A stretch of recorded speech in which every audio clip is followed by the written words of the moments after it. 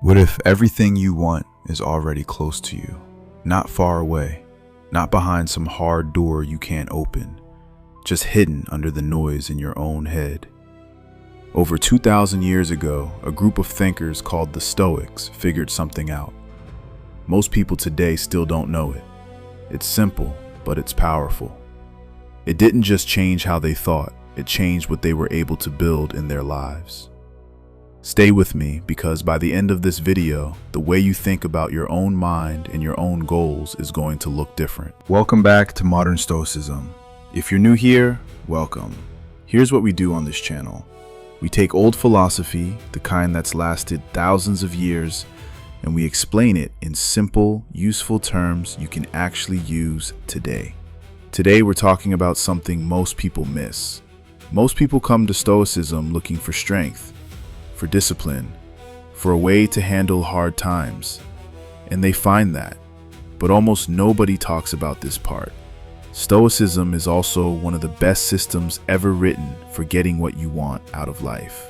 Now, let me be clear about something before you click away. This isn't about wishful thinking. This isn't about vision boards or saying nice things to yourself in the mirror, or just thinking positive while everything falls apart around you. This is older than that, deeper than that, and it actually works. This is what Marcus Aurelius called the discipline of desire. This is what Epictetus called the only real freedom a person can have. This is what Seneca practiced every single morning before the sun came up. A simple mental habit, done on purpose, so powerful it turned ordinary men into some of history's most respected minds. Here's the main idea behind everything we'll cover today. You can't get what you're desperately chasing, but you will naturally attract what fits who you're becoming. Say that again in your head. That one sentence holds more real wisdom than most self-help books put together. Today, we're going to break down 5 Stoic secrets. 5 ways to calm your mind so completely that you stop forcing things to happen, and instead, you become the kind of person those things naturally come to. This is the video I wish someone had shown me years ago. Let's get into it. Let's go back to the start. 330 BC, Athens, Greece. A man named Zeno of Citium survives a shipwreck. He loses everything: money, ships, goods, all of it. He washes up in Athens with nothing. Most people in that situation would panic. Most people would spend years trying to rebuild what they lost, working themselves into the ground out of fear. Zeno did something different. He walked into a bookstore. He picked up a book about Socrates. He asked the shop owner, "Where can I find men like this?" The shop owner pointed outside, toward a philosopher walking by. Zeno followed him. And from that one calm, curious moment, Stoic philosophy was born. Here's what matters about that story. Zeno didn't try to manifest a new ship. He didn't scramble to get back what the sea had taken. He let the loss point him somewhere new. That's the first secret of Stoic thinking. Your biggest losses are often pointing you towards something better, but you can only see that if your mind is calm enough to notice. A mind full of fear and panic can't hear that signal. A calm, steady mind can. Now let's jump forward to 121 AD. A man named Marcus Aurelius becomes emperor of Rome. He commands armies. He rules millions of people. And if you read his private journal, which he never planned to publish, by the way, you don't find a man drunk on power.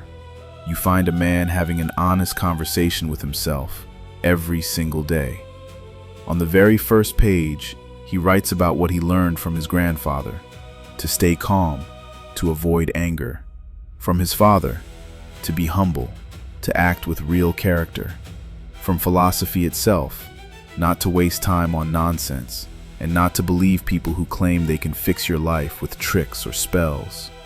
Marcus Aurelius ran the most powerful empire on earth, and every single morning he sat in quiet thought, not because he was weak, because he understood something most powerful people never figure out. Your outside life always reflects what's going on inside your head. He called his inner world the inner citadel, a fortress nothing outside could break into, a place of calm that all his actions came from. He wrote this line, and it's worth remembering. You have power over your mind, not outside events. Realize this, and you'll find strength. Power over your mind, not power over money, not power over other people, not power over circumstances, power over your mind. And from that one thing, everything else becomes possible. Now here's where it gets interesting. Epictetus was born into slavery. Some accounts say his leg was broken on purpose by his owner. He lived through things most of us can't imagine, and yet he became one of the most important philosophers in history. Why? Because he found one truth that no chain could touch. He wrote, "People are upset not by what happens to them, but by their opinion about what happened." Read that slowly. Not the event, the opinion about the event. In other words, your suffering doesn't come from your situation. It comes from what you believe about your situation. And if your beliefs create your suffering, they can also, if you train them properly, create your freedom. That's the second secret. You don't get what you want from the outside in. You get it from the inside out. Always. No exceptions. What you believe, what you repeat to yourself, what you rehearse in your head every morning and every night, that's the actual blueprint your life gets built from. Not your wishes, not your wants, your state of mind. Before we move on, if any of this is hitting home, drop a comment below. Tell me, what's one thing you've been trying to get in your life that still feels just out of reach? I read every comment, and your answer might shape a future video. Now let's get into the 5 practical secrets, the ones that can actually change your day-to-day life. Secret 1. The morning habit. Premeditatio malorum. The Stoics had a morning habit that sounds strange at first.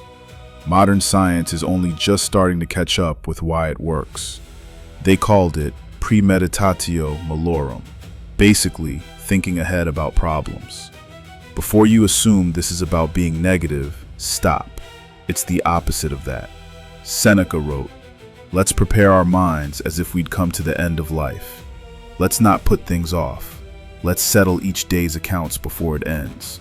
This isn't about fear. It's like a vaccine for your mind. Think of 2 soldiers heading into battle. The first one assumes everything will go fine. Pure blind optimism. The second one mentally walks through every possible problem ahead of time and prepares a calm response for each one. Which soldier handles it better when something actually goes wrong? The Stoics were the second soldier. Every morning, before food, before talking to anyone, Seneca would sit quietly and ask himself 3 questions. Question 1. What could go wrong today? Not to scare yourself. The point is to take away fear's power by facing it now, while you're calm, instead of later, when you're panicking. Question 2. How would I respond if it did happen? Here's the key step. You don't just picture the problem. You picture your calm, grounded response to it. The response of someone fully in control of their own mind. Question 3. What's actually in my control, and what isn't? This is the most important question of the 3. Most modern advice about manifesting things skips this completely. Most people spend huge amounts of mental energy trying to control things they have zero control over. The economy, what other people think, traffic, the weather, how fast results show up. Every bit of energy spent there is energy stolen from the things you can actually control. Your thoughts, your effort, your focus, your response. Here's something interesting about how this works in your brain. When you repeat a scenario in your mind, even just imagining it, your brain builds the same pathways it would build if it actually happened. You're literally training your nervous system to stay calm in situations that would normally cause panic. You're building what the Stoics called equanimity, real, deep, steady calm. And that calm is the ground that everything else grows from. Because here's the truth, you'll never build a good life from a place of anxiety. You build it from a place of clarity.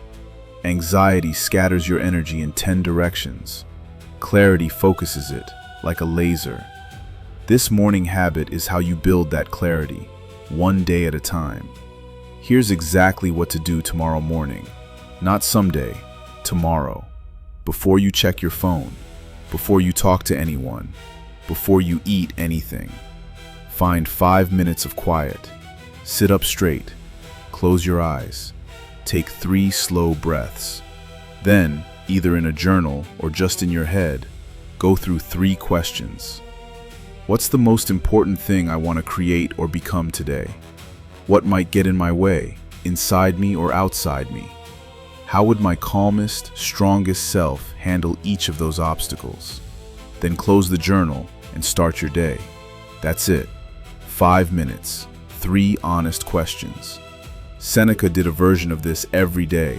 So did Marcus Aurelius. The meditations we still read today were literally his morning notes to himself. 2,000 years later, people are still reading them. That's the power of starting your day on purpose instead of just reacting to it. Secret 2. The discipline of desire. Now we get to what I think is the most misunderstood and most powerful idea in all of Stoic philosophy. Epictetus called it the discipline of desire. Here's how he put it. Don't wish for things to happen the way you want.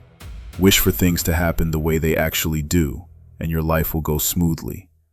At first, that sounds like giving up, like telling yourself nothing matters and you should just accept whatever happens.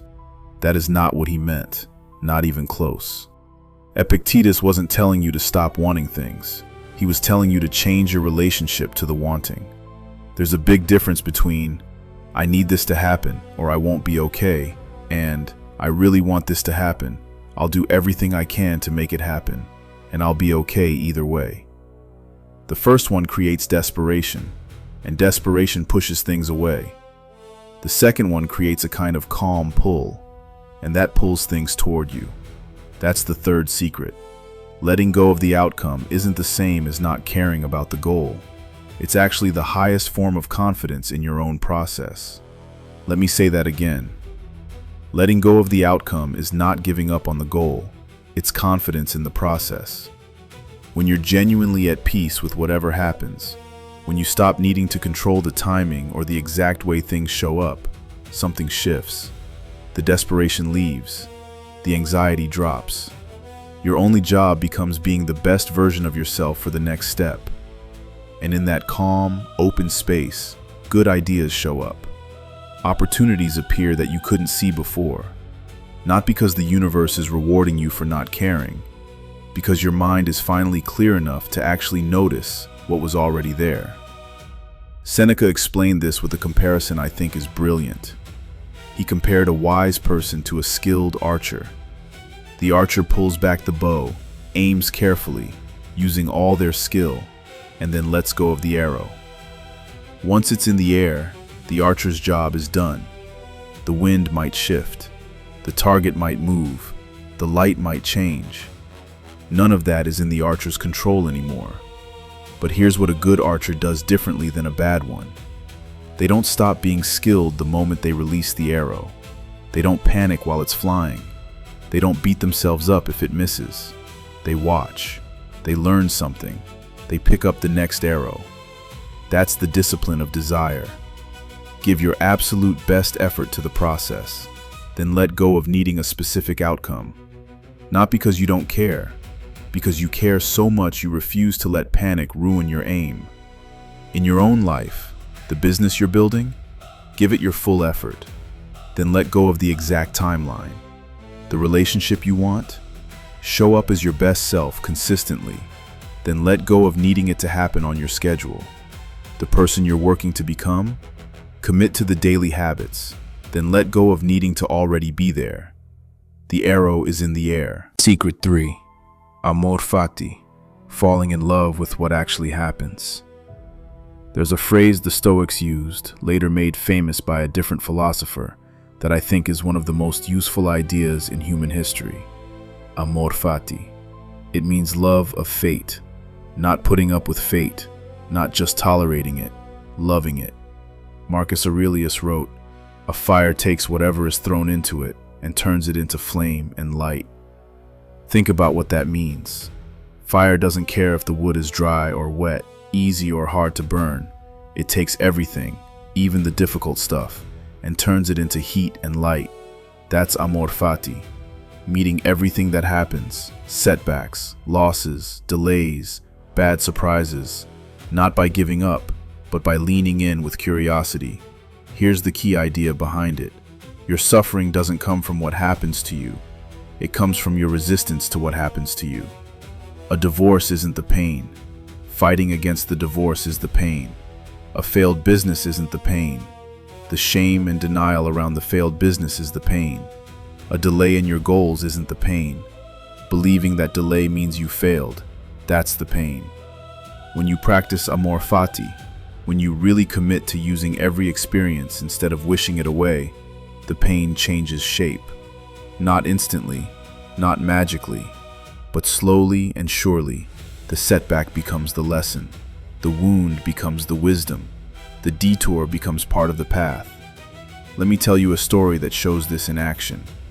When Marcus Aurelius was emperor, Rome was hit by one of the deadliest plagues in its history. 5 million people died. Whole regions were wiped out.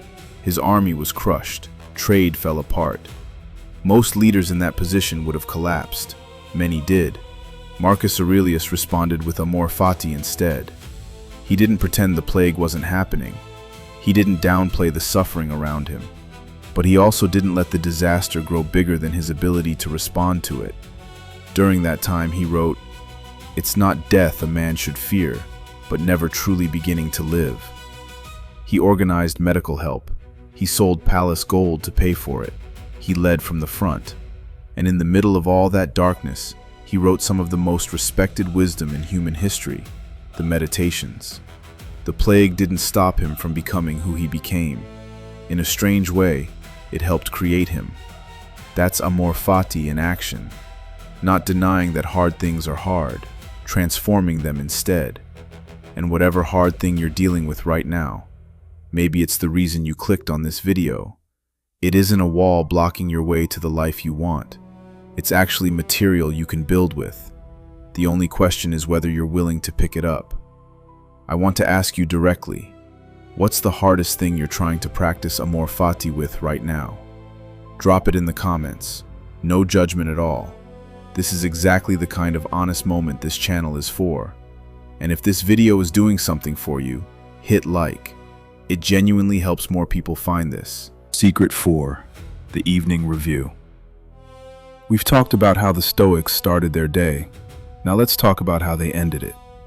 One of the most powerful and least talked about Stoic habits is something Seneca described doing every single night before sleep.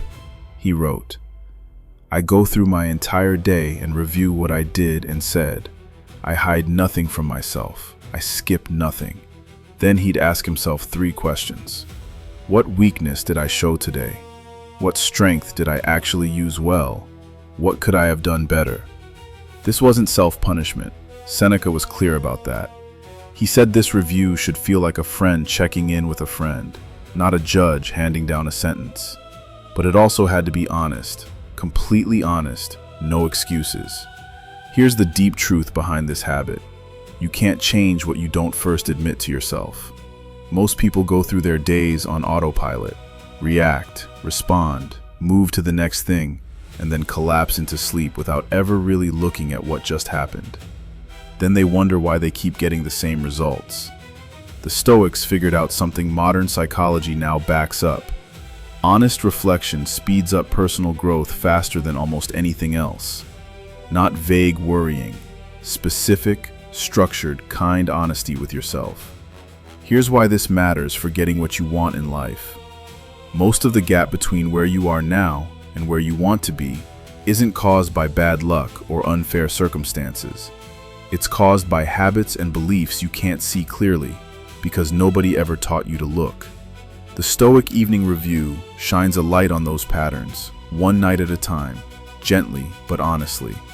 Over weeks and months of doing this, something shifts. You start to see yourself clearly. Not the version you wish you were, not the version other people see, The actual version, the one that shows up in your unguarded moments, your irritable replies, the things you keep putting off. And when you see that version clearly, without beating yourself up over it, you start changing it. One thought, one choice, one day at a time. This is how Marcus Aurelius became Marcus Aurelius. Not from one big dramatic change, from 30 years of quiet conversations with himself, asking, who was I today? Who do I want to be tomorrow? So here's your evening practice, starting tonight. Set aside 10 minutes. No phone, no TV. Just you, a notebook, and 3 honest questions. 1. What am I genuinely proud of from today? Where did my best self show up? 2. Where did I fall short of who I want to be, and why? 3. What's the one thing I want to do differently tomorrow? Just one thing. Write it down. Close the notebook. Breathe. Let it go. You're not carrying that weight into your sleep. You noted it, and you released it. Tomorrow, you start from slightly cleaner ground. Do this for 30 days, and I promise you, the person you are at the end will look back at who you were at the start and barely recognize them. Secret 5. Negative visualization. Here's the last secret, and it's going to flip what you think you know about visualization upside down. Most modern self-help advice tells you to picture your ideal future. See it clearly, feel it, believe it's already yours. The Stoics did something almost completely opposite. They pictured not having what they already had. This is called negative visualization, and it's one of the most useful mental tools ever discovered. Seneca described it like this: rehearse in your mind the loss of the things you love. You'll appreciate them far more while you still have them. Here's how it works. Imagine, really imagine, that you couldn't see. Picture waking up tomorrow and the world is dark. Now open your eyes. What suddenly matters more than it did 10 minutes ago? Imagine you didn't have your health. Imagine you didn't have the people you love. Imagine you didn't have the mind you're using right now to think these thoughts. Now bring all of that back. Do you feel it? That quiet, almost overwhelming wave of gratitude. That's negative visualization at work. Here's why this is so useful for actually getting more out of life. Gratitude isn't just a nice feeling. Gratitude changes how your brain works. I mean that in a very literal, practical sense, not in some mystical way. When your nervous system is stuck in a feeling of not enough money, not enough progress, not enough time, it goes into a kind of mental lockdown. That lockdown narrows your focus down to just the problem. It makes opportunities invisible. But when your nervous system is full of real gratitude, when you've just been reminded how extraordinary your ordinary life actually is, your awareness opens up. You notice more. You feel more. You connect ideas you wouldn't have connected before. You take bolder, more confident action. This is exactly why the Stoics got so much done, not despite their habit of being content with what they had, because of it. Marcus Aurelius ran an empire and wrote a book that's lasted 2,000 years. Seneca advised the most powerful men in Rome and wrote over 100 letters and essays. Epictetus, who owned almost nothing, built a school of thought that shaped centuries of thinking after him. They weren't held back by contentment. They were powered by it. Let me give you the full daily routine, all 5 secrets, in one simple rhythm. Morning, 5 minutes. Ask your 3 premeditatio malorum questions. Set your intention. Spot your possible obstacles. Plan your calm response. Throughout the day, the discipline of desire. Give your full effort to the process. Let go of the exact outcome. Act from strength, not fear. Midday, 3 minutes. A quick amor fati check-in.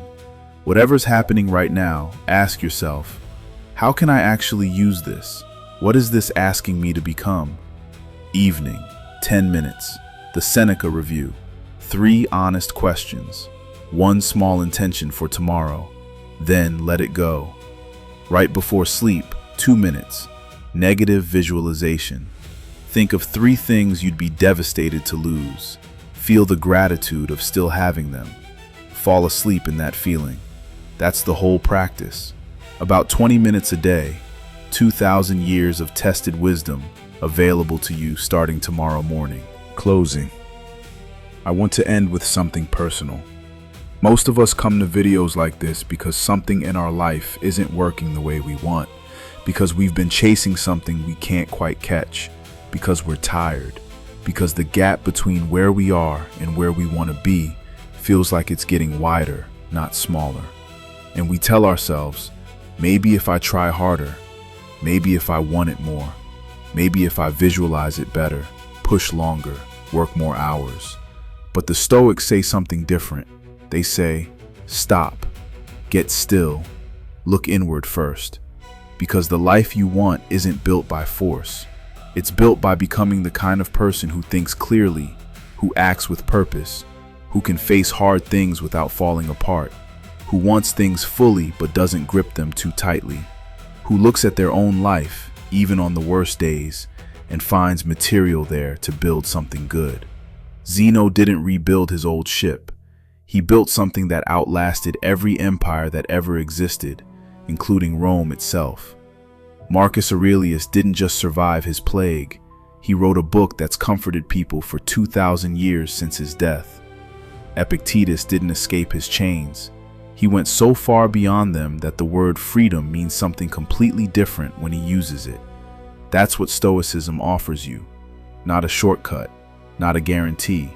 Something more valuable than either of those. A way of living so grounded, so clear, that the things you're meant to create start to naturally flow from who you are. Relax your mind.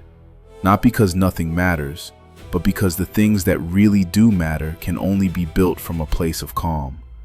If this video moved something in you, even just one idea that landed, hit like on this video. It takes 1 second and it genuinely helps more people find this. Subscribe to Modern Stoicism.